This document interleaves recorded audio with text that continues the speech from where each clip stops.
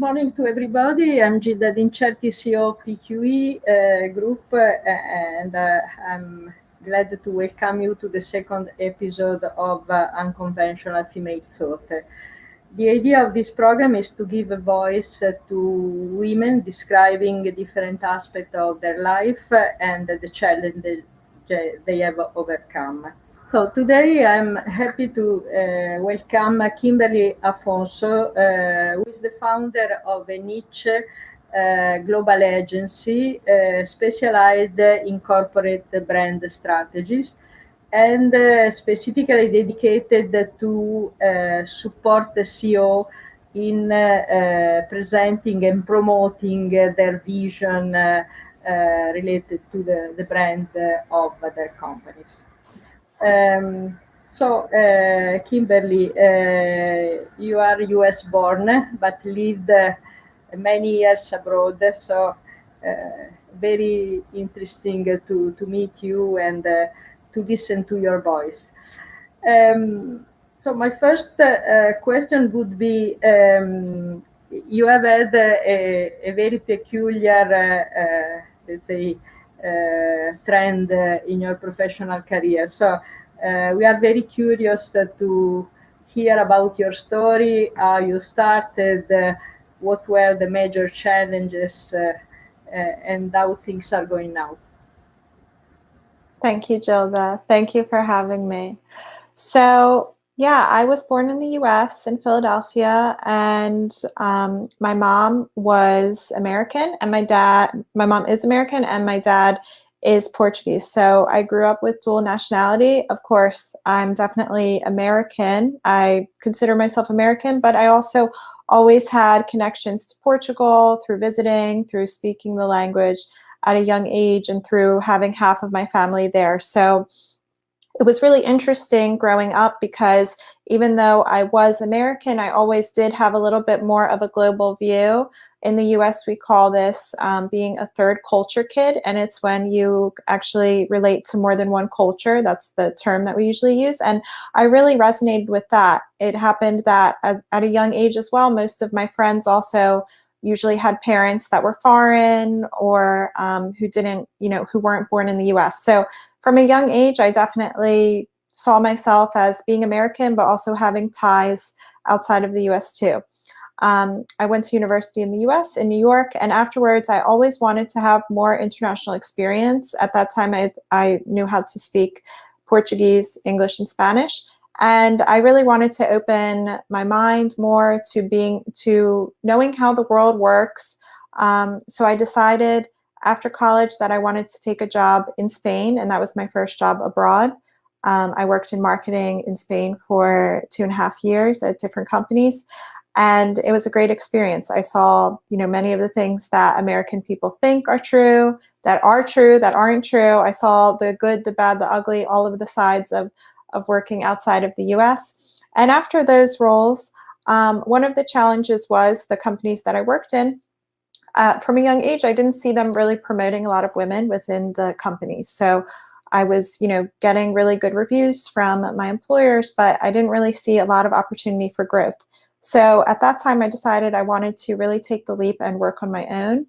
I think from growing up in the US, I definitely had an entrepreneurial mindset from a young age. So I think that helped me to feel confident enough, at least to try. So at that point, I had decided to move to Italy with my partner, who is a university professor. He had a new job opportunity from Spain to Italy. And when he was working at this job, I thought it was a great opportunity for me too to try something new. And the timing worked out that's when I decided to start to work on my own and start to build my company. So I really started, just as me, working on my own, and now I have 8 people working on my team. So, over the past 3.5 years, building little by little to increase the team and to really build the vision I have of a global team, having people all over the world working for clients, working for US-based clients, international clients, but really helping people and working with this global mindset and remote mindset. The company has been remote from the beginning of understanding. I think this is how the world will continue to work. So I wanted to start that from from day one. Okay, thank you very much. Very interesting. And actually, you were an innovator also before the pandemic, because you always worked remotely with people around the world. So I presume that this pandemic period has caught you not in a bad shape, let's say, because you were already accustomed to it. So another question I'm very interested in is, do you think it is different to be a women entrepreneur in Europe and in US? Do you think there is a different attitude with respect to your client regards this point? Yes, I think the biggest difference is that there are usually more young entrepreneurial women that may start their own companies or work on their own from a young age in the US. So I think that the difference comes from just it being normal that you see that. So if you live somewhere like New York or another big city, it's very normal to see many women in their 20s starting their own companies, working on their own. Whereas in Europe, things are different for many reasons. Sometimes people study longer. Sometimes, they prefer to work in a company because it is very safe in Europe, and you can have a great career in a company. So I think the difference is that you really just don't see as many young women that have their own companies. So when people see it, maybe they're not as used to that. In the US, maybe they're more used to it. So starting a conversation with a leader, there are less, I would say, roadblocks because it's something more common. Whereas in Europe, it can be something that is new. It's not as common.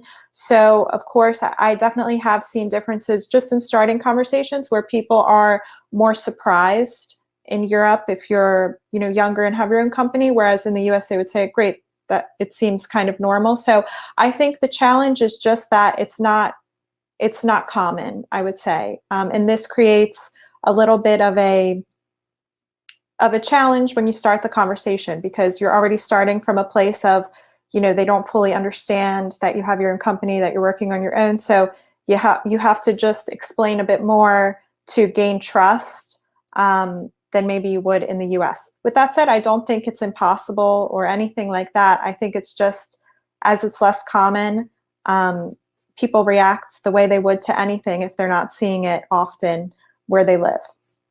Okay. So one last question, Kimberly, what is your dream? Okay, how do you see you in the next 5 years? Where would you like to live, and what would you like to do? So I really love the company that I'm building right now. I love the fact that we're able to work with global leaders. We learn so much, and I think it's the perfect match of being able to put our expertise to work with the team that I've built now and work with really interesting, inspiring people. So I definitely want to continue to work in this niche and to just work with CEOs and founders on their thought leadership strategies. I see the company continuing to grow in 5 years. I don't like to put numbers on how many employees I want or anything like that, because I think it's important to grow sustainably. So I really like the way we're growing now, which is one client at a time. We really make sure that the clients we bring in are a great fit for us, that we're a great fit for them, because up until now, what I really like about our company is that we work with people really long term. So most of the clients that we bring on, it's not that they, sign off after 4 months. We end up working with them for years. And I think that is how you really build great relationships and how you can actually do much better work. So I would like to continue growing at this rate, one client at a time, the right clients, building the team with that. So, in 5 years, we could have 15 employees, we could have 25 employees. I'm not sure the exact number, but I think we will see as we're growing. So that's really my vision now, to continue to have this global team that we're working in this specific niche, so that we continue to be the best at exactly that, as it's, there aren't many people doing exactly what we do. Usually the other people who work in this field do many things. And then on the personal side, I definitely want to continue to live in Europe. I love living in Italy now. I don't know if I'll continue in Italy, but if not in Italy, in Europe, I love that being my personal base. and having time to really, what I always like my employees to do as well is to have time for all of their passions. So, I'm very passionate about yoga, about personal growth. So really having the right balance, the right attitude to be able to do that and do business and have a healthy workforce. That's really something I've been very passionate about from the beginning. I, really want all of our team to be able to grow with us, to see that there is growth, and also, to have the time, the space to do our work amazingly, and also, have time for their other passions. That's really my vision. That's very, very interesting, and you are a very special person, Kimberly. It would be nice to speak with you a long time. We will have, I hope in the future, opportunities to do more. Thank you very much. Thank you, Gilda. Thank you so much.